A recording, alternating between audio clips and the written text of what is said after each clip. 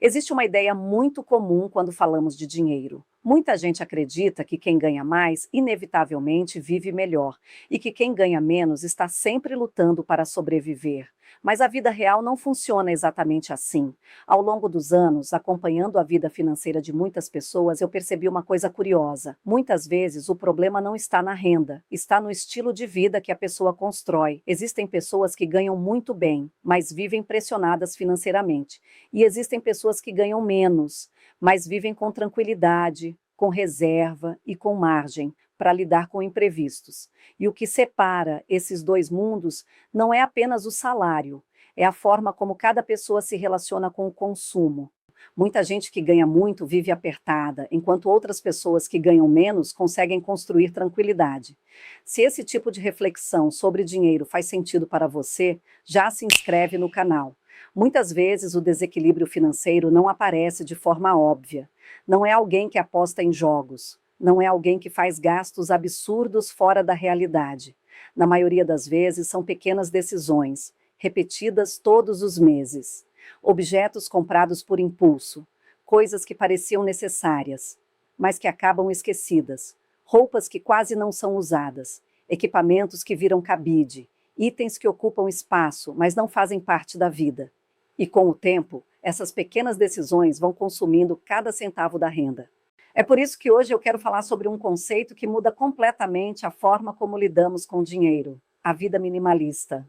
E antes de qualquer coisa, é importante deixar claro: viver com menos não é viver pior. Na verdade, muitas vezes é exatamente o contrário. Quando você aprende a viver um degrau abaixo do que poderia gastar, você cria algo extremamente valioso: margem financeira, margem para imprevistos, para investir e para escolher. E isso começa com uma mudança simples de mentalidade. A partir de agora, sempre que você pensar em comprar alguma coisa, não pense apenas no preço. Pense no custo real. Por exemplo, quantas vezes você realmente vai usar aquilo?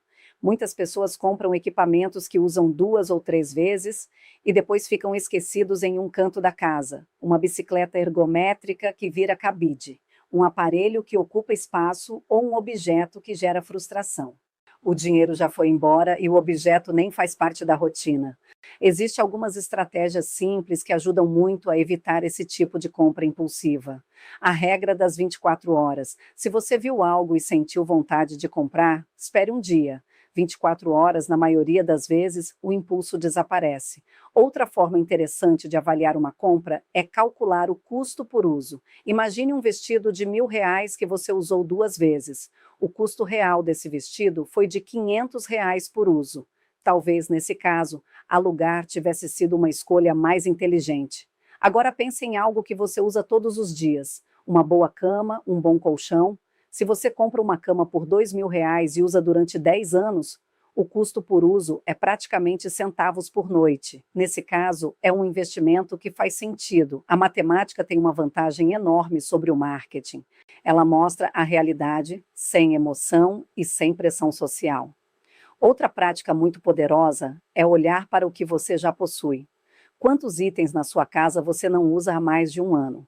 Roupas esquecidas, objetos guardados e equipamentos abandonados. Essas coisas não ocupam apenas espaço físico, elas ocupam espaço mental.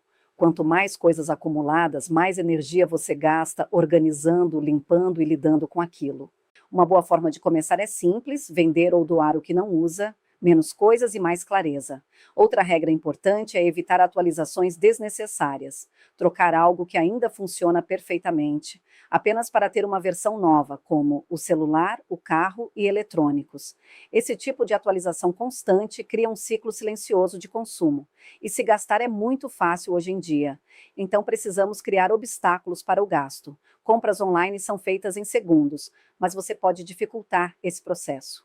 Descadastre os cartões dos aplicativos. Saia das listas de ofertas. Evite navegar em lojas sem um objetivo claro. Ao mesmo tempo, faça o contrário com os investimentos. Automatize. Quando o salário entrar, uma parte já vai direto para os investimentos, como se fosse uma conta fixa.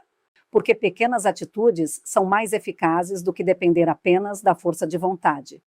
Outra estratégia interessante é algo muito simples: conte o que você possui. Quantos sapatos você tem? Quantas jaquetas? Quantos utensílios que nunca usa? Só o ato de contar já muda o comportamento. O excesso se torna evidente, e quando você começa a viver com mais consciência, algo curioso acontece. Muitas vezes você percebe que não precisa de tantas coisas. Outra regra muito útil é testar antes de comprar. Quer começar um novo hobby? Não compre tudo imediatamente. Use o que já tem, pegue emprestado ou alugue. Muitos interesses desaparecem depois das primeiras semanas, e as casas estão cheias de objetos de hobbies abandonados, pranchas, moto de trilha, bicicletas especiais. O ideal é evitar transformar a casa em um museu de entusiasmos passageiros. Existe também algo chamado efeito multiplicador de consumo. Quando você compra um item, muitas vezes ele cria vários outros gastos. Você compra uma bicicleta, depois vem capacete, o cadeado, suporte para transportar a bicicleta, roupas específicas e vários penduricalhos associados a ela.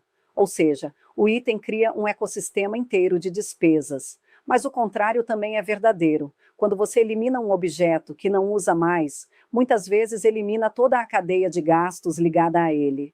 Outro ponto fundamental é definir o que é suficiente. Quando a renda aumenta, muitas pessoas aumentam o padrão de vida automaticamente, e aquele aumento de renda simplesmente desaparece.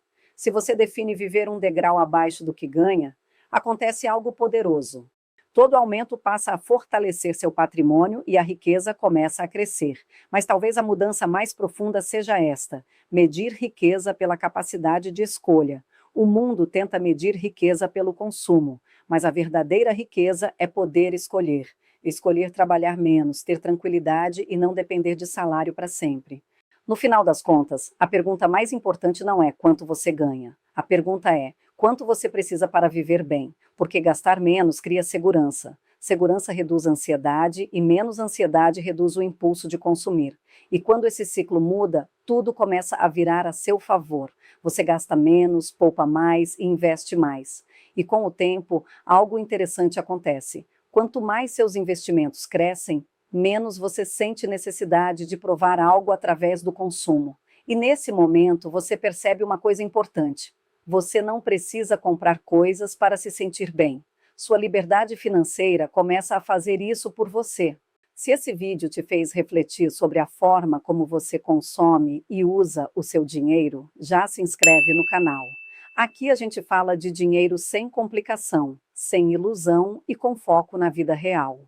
E lembre-se sempre, riqueza não é sobre ter mais coisas, é sobre ter mais escolhas. E isso é da minha conta, da sua conta e da nossa conta.